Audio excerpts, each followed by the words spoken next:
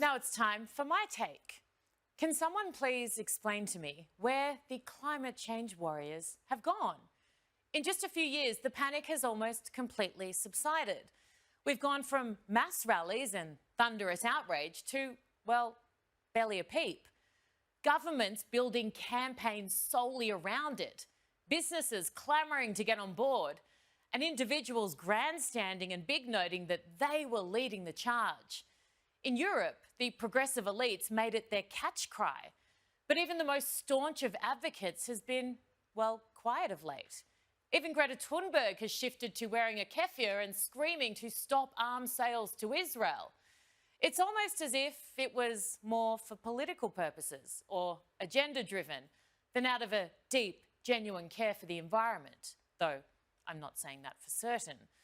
Take the Democratic Convention 4 years ago, for example, where global warming and climate change was practically the entire theme, referenced on stage and in the media en masse.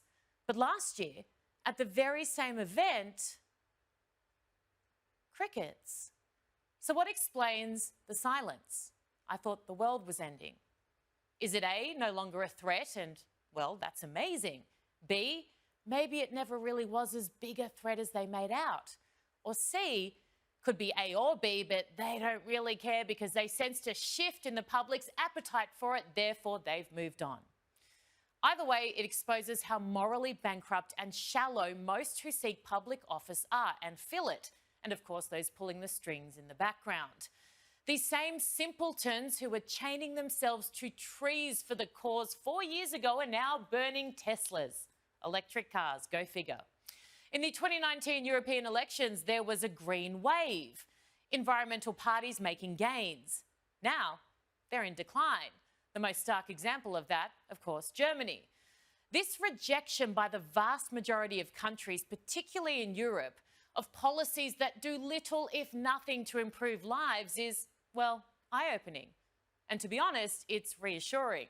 Show me one example of any country that has shunned the kind of values Western civilization was founded upon, like personal freedoms and protected borders, and thrived. They don't exist. And momentum is only growing off the back of the MAGA movement. People don't necessarily want far right, but what they crave is a government that is sensible, deploys common sense, puts its people first, and preserves the way of life we know works from, well, lots of experience. The very values generations before us have fought and died to protect.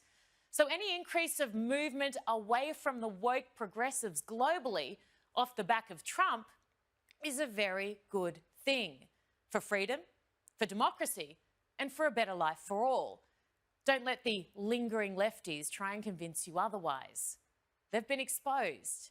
They're desperate and they're panicking, and very, very much on the way out.